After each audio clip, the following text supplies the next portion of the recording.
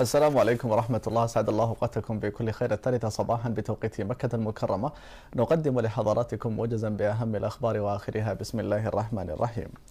وصل بحفظ الله ورعايته خادم الحرمين الشريفين الملك سلمان بن عبد العزيز آل سعود مساء أمس إلى المملكة المغربية في إجازة خاصة.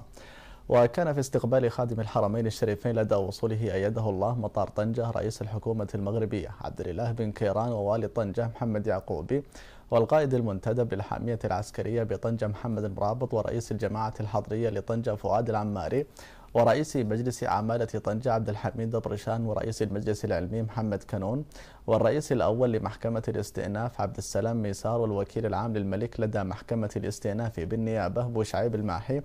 ومدير جمارك منطقة الشمال الغربي حسن حلو، ووالي أمن طنجة مولود خويا، والقائد الجهوي للدرك الملكي محمد الغربي، والقائد الجهوي للقوات المساعدة عبد الله أقصر، والقائد الجهوي للوقاية المدنية عز الدين الخويلي.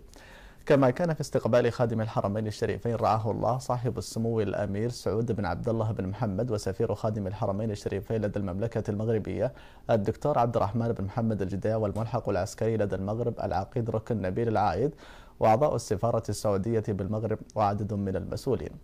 بعد ذلك توجه خادم الحرمين الشريفين الملك سلمان بن عبد العزيز آل سعود في موكب رسمي إلى المقر المعد لإقامته رعاه الله. وقد وصل في معية خادم الحرمين الشريفين أيده الله كل من صاحب السمو الأمير خالد بن فهد بن خالد، وصاحب السمو الملكي الأمير منصور بن سعود بن عبد العزيز، وصاحب السمو الملكي الأمير طلال بن سعود بن عبد العزيز، وصاحب السمو الملكي الأمير سطام بن سعود بن عبد العزيز، وصاحب السمو الملكي الأمير الدكتور حسام بن سعود بن عبد العزيز، وصاحب السمو الملكي الأمير محمد بن عبد الرحمن بن عبد العزيز، وصاحب السمو الملكي الأمير خالد بن سلمان بن عبد العزيز، وصاحب السمو الملكي الأمير نايف بن سلمان بن عبد العزيز، وصاحب السمو الملكي الأمير راكان بن سلمان بن عبد العزيز، ومعالي وزير المالية الدكتور إبراهيم بن عبد العزيز العساف، ومعالي وزير الثقافة والإعلام الدكتور عادل بن زيد الطريفي،